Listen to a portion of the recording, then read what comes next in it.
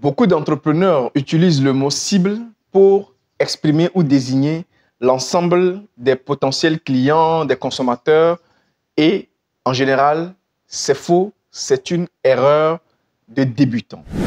Qu'est-ce que c'est que la cible en marketing? La cible en marketing, et nul ne peut parler de cible en marketing sans avoir réalisé ce que nous appelons en marketing une segmentation.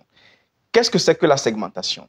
La segmentation est un jeu technique en marketing qui contribue à compartimenter l'ensemble de la population potentiellement acquise à un produit ou à sa consommation en des groupes homogènes. Je vous en donnerai un exemple tout de suite. Et quand vient le moment de faire cette compartimentation ou ce compartimentage ou ce découpage donc de la population en des groupes homogènes, on pourra donc parler de cible. Chaque segment représentant une cible. Et la cible voudrait simplement dire que pour chacun des groupes homogènes, nous avons pris notre produit et nous l'avons adapté aux besoins de ce groupe-là ou de ce segment. Puisque chaque segment est défini ou déterminé par des caractéristiques, des aptitudes, des comportements, des habitudes qui leur sont spécifiques, qui vont déterminer ce que nous allons appeler leurs besoins.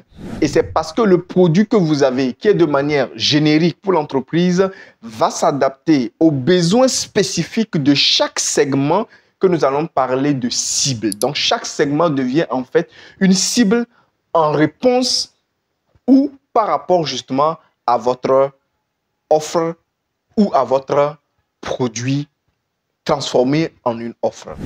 Prenons l'exemple d'un salon de massage. Beaucoup de personnes iront dans un salon de massage, mais ils n'iront pas pour les mêmes raisons. Nous allons constater très rapidement deux segments qui se déclinent. Le segment des seniors, donc des personnes qui ont plus de 40 ans, et le segment, par exemple, des juniors, des personnes autour de la trentaine.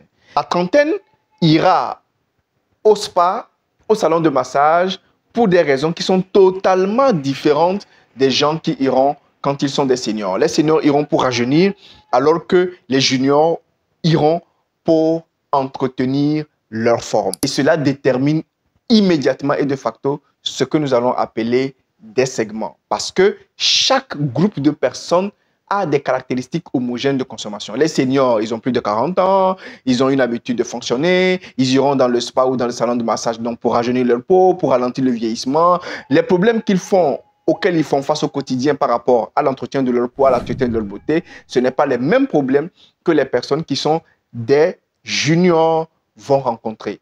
Exemple, un junior va être très fatigué après une bonne journée de travail. Les juniors vont juste vouloir affiner les traits de beauté et rien que ça, se relaxer, affiner les traits de beauté. Alors que les seniors iront beaucoup plus dans un spa, dans un salon de massage pour ralentir la peau. C'est la course contre la montre pour éviter le vieillissement. Voilà ce que nous appelons des segments.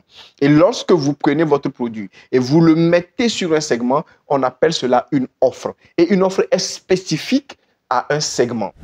Donc, on peut avoir un produit pour l'ensemble de la population, mais avoir des segments et des offres par segment parce que l'offre va répondre à un besoin spécifique du segment. J'espère tant bien que mal que j'ai réussi à vous expliquer la notion de cible, de segment, de produit et puis peut-être de segmentation et que ce sujet vous aura intéressé. À très bientôt dans un autre sujet pour expliquer d'autres éléments de marketing. Je suis Auspicecom. Mon travail contribue pour les entreprises à apporter des solutions commerciales sur mesure. À bientôt.